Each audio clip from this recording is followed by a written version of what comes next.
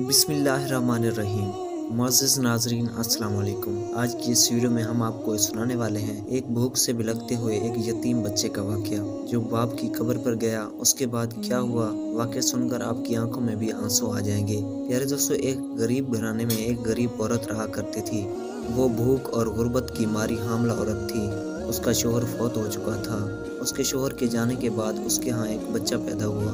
जब उसका बेटा 4 साल का हुआ तो उस गरीब बेचारी के हालात दिन ब दिन खराब होते चले गए। फाकों तक नौबत आ गई थी। जब बच्चे को खाने में कुछ न मिला तो वो अपने बाप के बारे में पूछने लगा। वो अक्सर अपनी माँ के साथ कब्रिस्तान आया करता था। उसकी माँ भी अपने शोहर की कब्र पर आया करती थी, साथ में अपने बच्चे को भी अपने साथ ले जाया करती थी।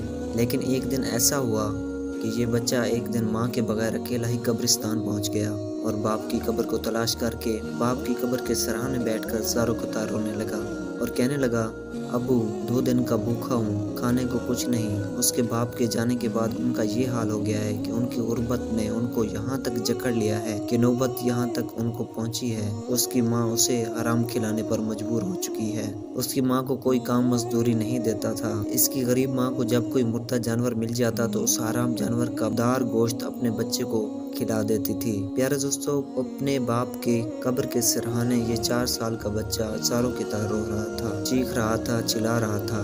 इधर से हजरत ईसा अलैहिस्सलाम का गुजर हुआ। हजरत ईसा अलैहिस्सलाम ने जब इस 4 साल बच्चे को रोता हुआ, खून के आंसू बहाता हुआ, इस तरह की दर्द भरी सदाएं करता हुआ देखा तो हजरत ईसा अलैहिस्सलाम का दिल भर आया।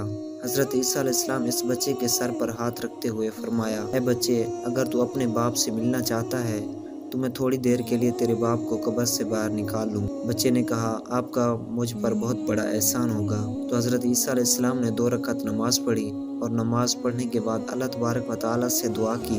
दुआ के बाद कब्र की तरफ इशारा करते हुए फरमाया कि ऐ मुर्दे, अल्लाह तबारक व तआला के हुक्म से जिंदा हो जा। अचानक कब्र फटी और अंदर से एक शख्स कलमा पढ़ता हुआ बाहर निकल आया। उसके चेहरे पर नूर ही नूर था। अपने ऊपर से मिट्टी झाड़ता हुआ बाहर निकला।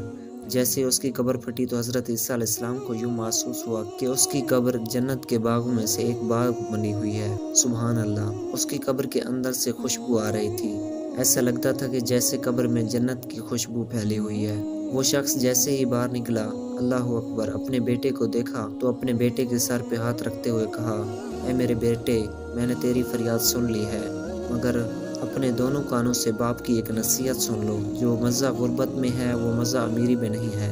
जो सुकून, जो इत्मीनान, राहत गुर्बत में मिलती है वो सुकून और इत्मीनान अमीरी में नहीं मिलता। अमीरी में तो सिर्फ बेसुकूनी के सिवा कुछ नहीं। मेरे बेटे, अगर तुम सुकून हासिल करना चाहते हो तो अल्लाह तबारक व तआला के हुजूर झुक जाओ, अल्लाह की चौखट पे झुक जाओ और जब भी मांगना हो तो अल्लाह तबारक व तआला से मांगा करो और जब भी झुकना अल्लाह तबारक व तआला के सामने झुकना, किसी और से ना मांगना।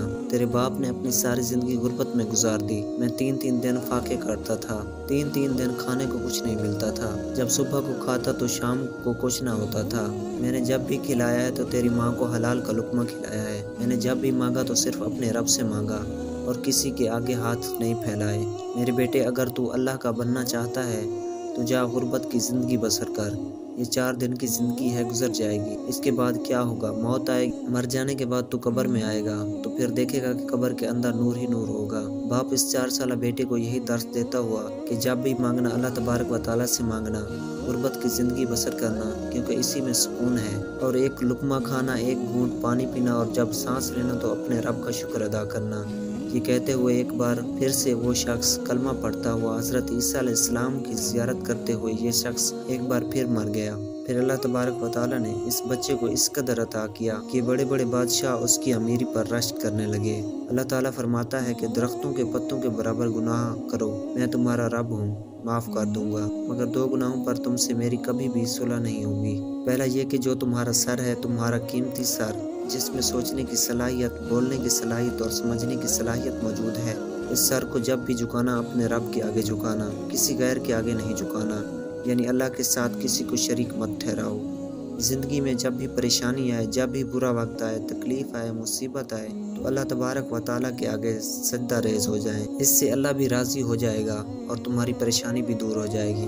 दूसरा बड़ा गुनाह जो ये है कि अपने वालिदैन को दुख मत देना, वालिदैन को दर्द मत देना, वरना मैं रूठ जाऊंगा, मैं नाराज़ हो जाऊंगा।